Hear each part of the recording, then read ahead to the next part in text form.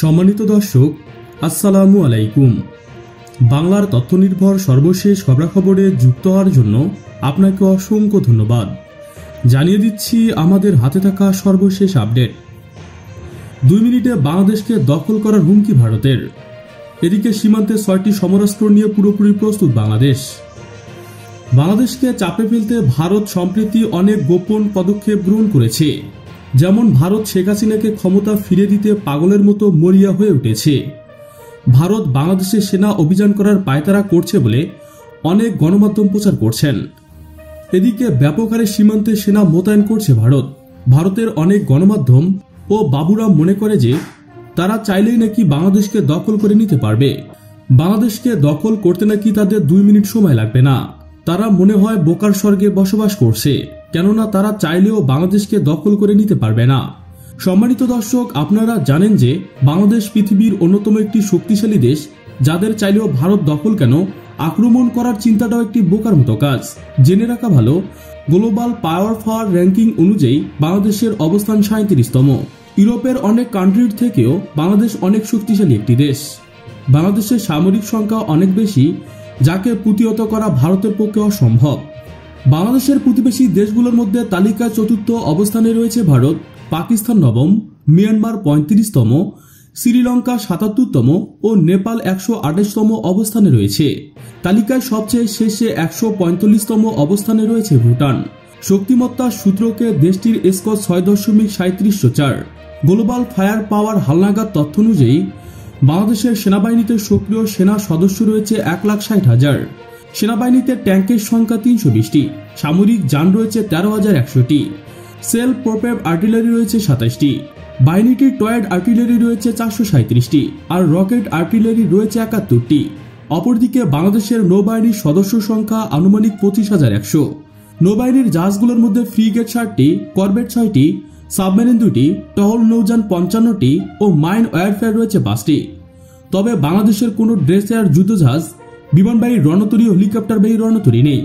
Global fire পাওয়ার বলেছে বাংলাদেশের বিমান বাহিনীতে আনুমানিক 17,400 জন বিমান সেনা রয়েছে।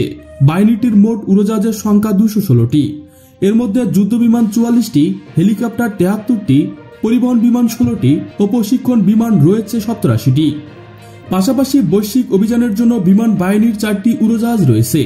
এদিকে গাজায় সামরিক হামলা চালানো ইসরায়েলের তালিকার অবস্থান 17তম। রাশিয়ার সঙ্গে যুদ্ধরত ইউক্রেন 18তম অবস্থানে রয়েছে। যাই হোক, ভারতের এমন বোকা পদক্ষেপের নির্মিতে বাংলাদেশ সরকার অনেক ইমার্জেন্সি আগ্নেয়াস্ত্র রেডি করে রেখেছে বাংলাদেশ ভারত বর্ডারে।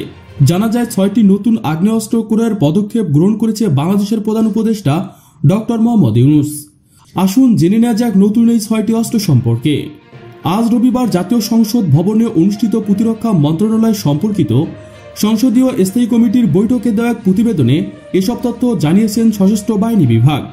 এসব সরঞ্জাম 12টি দেশ থেকে আনা হয়েছে। এর বাইরে বাংলাদেশে তৈরি 2 ধরনের সরঞ্জাম রয়েছে।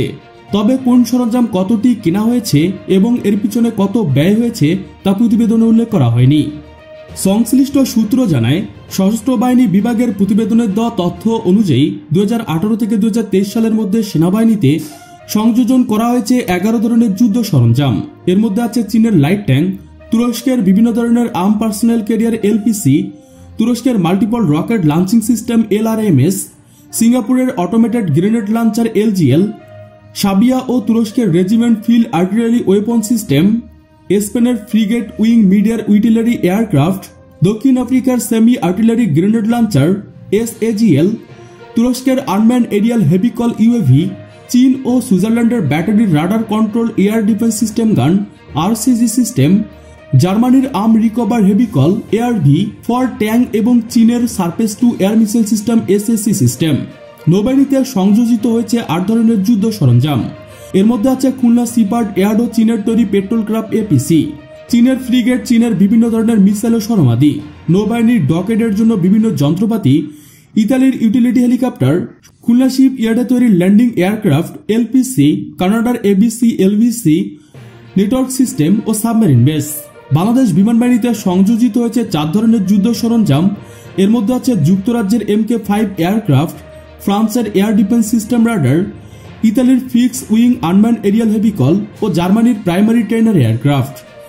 এমন সব আগ্নেয়াস্ত্র দেখেও ভারত যদি বাংলাদেশকে আক্রমণ করার পদক্ষেপ গ্রহণ করে, এটা একদম বোকার কাজ হবে। প্রিয় দর্শক, আজকে এ পর্যন্তই। শুরু থেকে শেষ পর্যন্ত চেষ্টা করছি বাংলাদেশের সামরিক ও অর্থনৈতিক সঠিক তথ্য উপস্থাপন করতে। আপনাদের কোনো তথ্য কিংবা পরামর্শ থেকে থাকলে তা কমেন্টের মাধ্যমে জানিয়ে দিবেন।